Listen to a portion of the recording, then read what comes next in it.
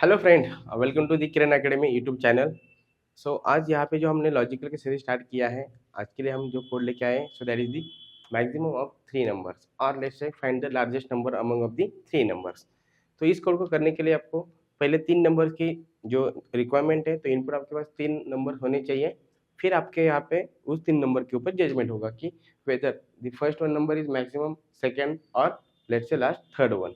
तो सिमिलरली अगर हमने तीनों का एग्जांपल किया, सो फर्स्टली हम क्या करते हैं कि जो फर्स्ट आपका वैल्यू है दैट इज 10, इसको हम मैक्स कंसिडर करेंगे। तो let's say B that will be like 5 and C as 3। तो अभी हम ए के लिए कंसिडर करेंगे कि ए मेरा मैक्स होगा, ठीक है। तो ए मैक्स है, इसके लिए हमें पहले क्या चेक करना पड़ेगा कि ए मतलब a should be greater than b होना चाहिए, एज वेल एज हमें सी को भी कंसिडर करना पड़ेगा क्योंकि यहाँ पे तीन नंबर के साथ हमें डील करना है।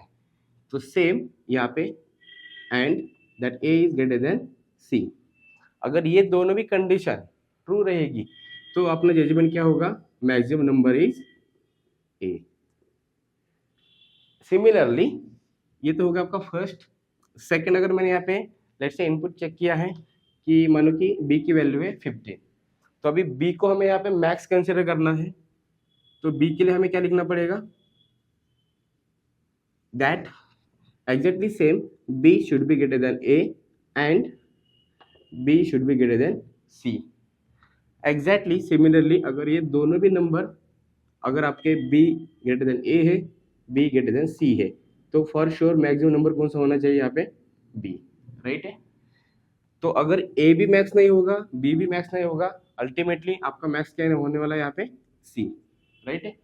तो अगर c अगर आपका मैक्स है, अगर आप चाहते हो तो इसके लिए भी कंडीशन लिख सकते हैं एग्जैक्टली सेम यहाँ पे आएगा, c greater than a and c greater than b, right है गाइस। तो ये तीनों भी कंडीशन आपको वन बाय वन लिखना पड़ेगा। मतलब ये भी कंडीशन ट्रू हो सकती है, ये भी हो सकती है और ये भी हो सकती है। If I put this a b और c और लेट्स से अल्फाबेटिकली हमने यहाँ पे 1 2 3 कंसिडर किया, तो यहाँ पे आपके पास तीन कंडीशंस है और तीनों भी कंडीशन के ऊपर आपके पास तीन जजमेंट्स है। तो यहाँ पे ये तीन कंडीशन को हमें मेंटेन करने के लिए या फिर कंट्रोल करने के लिए हमें क्या यूज करना पड़ेगा, control statement. So control statement में से ऐसा कौन सा स्टेटमेंट है जो हमें ये तीन कंडीशन को मेंटेन करके देगा, तो फॉर श्योर हम यहाँ पे क्या यूज करेंगे, नेस्टेड वाला इफ एल्स। और क्या हो सकता है, यही हम कर सकते हैं लैडर इफ एल्स से। Perfect guys. तो यहाँ पे हमें ये दोनों भी कंडीशन दोनों साइड से क्या होनी चाहिए, ट्रू होनी चाहिए, क्योंकि हमें सिर्फ दो नंबर का कंसिडरेशन नहीं करना है, हमें इनके साथ में तीसरा नंबर भी आपको कंपेयर करना है एग्जैक्टली। तो इसी कोड को अगर मैंने यहाँ पे सिंटैक्स में कवर किया, so let's see this exact logic.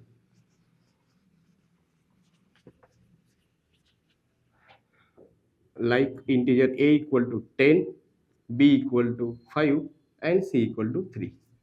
Same first statement क्या होगा, इफ में जो हमारा जजमेंट है like SOP that maximum is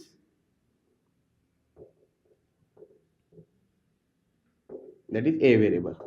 अभी ए वेरिएबल को मैक्स करना है, इसके लिए हमने क्या कंडीशन लिखी थी, a should be greater than b and, तो यहाँ पे हम सिंटैक्स में क्या यूज करेंगे, and operator. Then same parallelly a should be greater than c. अगर ये कंडीशन आपकी ट्रू है तो ही हम क्या जजमेंट दे रहे हैं यहाँ पे, maximum is a variable.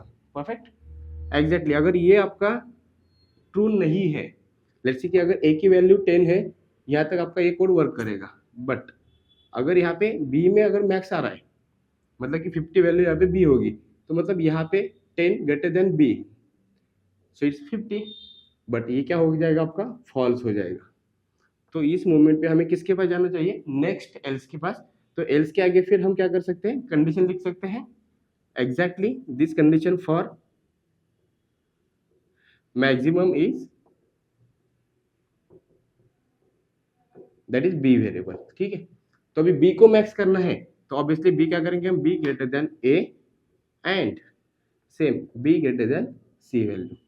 Perfect है। अगर ये दोनों भी मैच नहीं है, ए भी मैच नहीं है और बी भी नहीं है, तो अल्टीमेटली आपका फाइनल जो एल्स है वो एग्जीक्यूट हो जाएगा. So that is C. So maximum is that is C variable. I hope everyone understood this logic. यहाँ पे अगर आपने स्टेप बाय स्टेप हर एक वैल्यू को चेक किया, जैसे कि अगर मेरी फर्स्ट ए की वैल्यू मैक्स कैंसिल रहेगी तो भी आपका कोड एग्जीक्यूट होना चाहिए. बी की वैल्यू अगर मैक्स है तो भी आपका यहाँ पे कोड एग्जीक्यूट होना चाहिए. सेम फॉर सी, अगर सी की भी वैल्यू आपकी मैक्स है तो सी के लिए भी आपका आउटपुट यहाँ पे exactly maximum that is C value आनी चाहिए. तो ये जो हमने लॉजिक लिखा था उसी के लॉजिक के हिसाब से हमने यहाँ पे क्या किया है, उसको कोड में कन्वर्ट किया है. तो कोड में कन्वर्ट करने के लिए हमने यहाँ पे क्या यूज़ किया, देखो सबसे पहले कंट्रोल स्टेटमेंट का यूज़ किया था, लाइक इफ, उसके बाद में फिर एल्स, फिर उसके बाद में इफ और फिर उसके बाद में एल्स. तो ये जो हमने यूज़ किया है सो that is the control statement. और यहाँ पे जो कंट्रोल स्टेटमेंट में से हमने यूज़ किया हुआ ऑप्शन है सो थर्ड वन है, जहाँ पे हमें 3 कंडीशन को मेंटेन करना है, इसलिए हमने यहाँ पे यूज़ किया था लैडर और नेस्टेड इफ एल्स.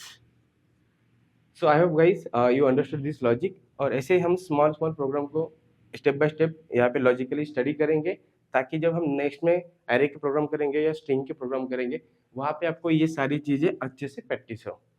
तो इसी तरह से आगे के प्रोग्राम के लिए आपको जो भी कोड है समझने के लिए, प्रैक्टिस करने के लिए, सेम इस तरह से मैं और एक वीडियो लेके आ रहा हूँ, प्लस उसके साथ में पैटर्न के बहुत सारे वीडियो लेके आने वाला हूँ. So guys I hope you understood this logic. और इस तरह से बने रहने के लिए चैनल को सब्सक्राइब कीजिए. और जो भी आपके पास कोई क्वेरीज है या कोई क्वेश्चन है या लॉजिकल कोई प्रोग्राम है तो प्लीज़ कमेंट कर सकते हो. Thank you guys.